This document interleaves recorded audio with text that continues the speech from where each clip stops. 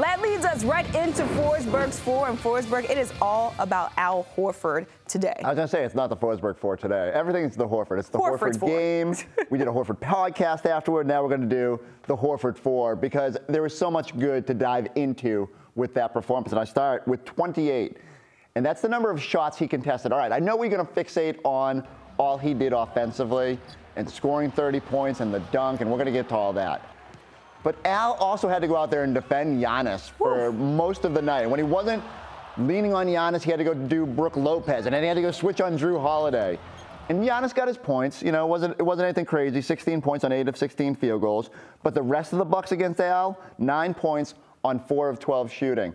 It's remarkable that he had that much energy. And I know we fixate on the age, and you're going to laugh at me every time I call him Grandpa. But him being able to go out there and play 41 minutes after the game he had in Game 3, I thought they spoiled the Al Horford game. No, he had a whole nother game in him, an even better one. It's remarkable what he did at both ends, and we shouldn't just gloss over what he did defensively because of how good he was offensively, even though we're going to get there in a minute. Yeah, Al Horford hitting a completely new level in the playoffs, especially with Rob Williams not being out there as well. All right, what's coming in at number 2? Why you got to throw the thing about Rob?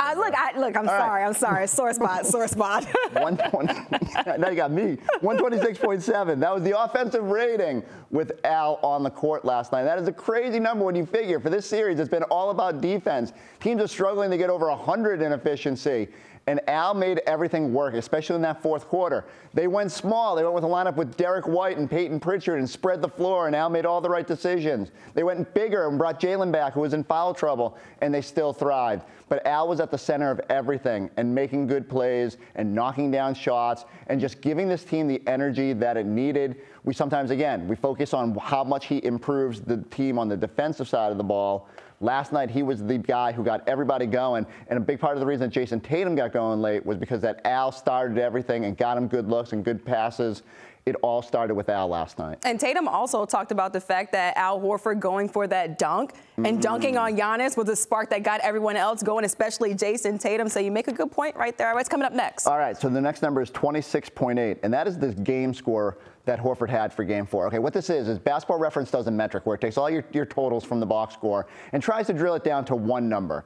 Like 10 is kind of mediocre, and it goes up to 40, which is like a really good game. 26.8 isn't a number that's going to jump off the page, but it's of the 132 games that Al has played in the playoffs in his career, it ranks number 2. I was stunned there was something better. It was actually a couple years ago, in 2018 against Milwaukee, Game 1 that year. He had a bunch of free throws and it helped drive his number up a little bit higher than that. But this was about as good of a playoff game as Al has played. And you think, I mean, he was out there in 2008, grinding with Scal and the Celtics crew. I mean, Scal can't, we ain't seeing Scal run up and down the court for 41 minutes right now. I've seen Scal do some high knees, but he's not looking like Al Horford. All these years later, Al continues to thrive and dominate, and to have his best basketball at the age of 35, after a billion playoff games, after 78 games this season, I'm blown away. Yeah, and it really shows that Al Horford has really taken care of his body. Last one for us? Yeah, I do. And so you make fun of me when I make up numbers, but I didn't have an exact one, but I was trying to count it during that highlight. Like the number of screams and flexes going on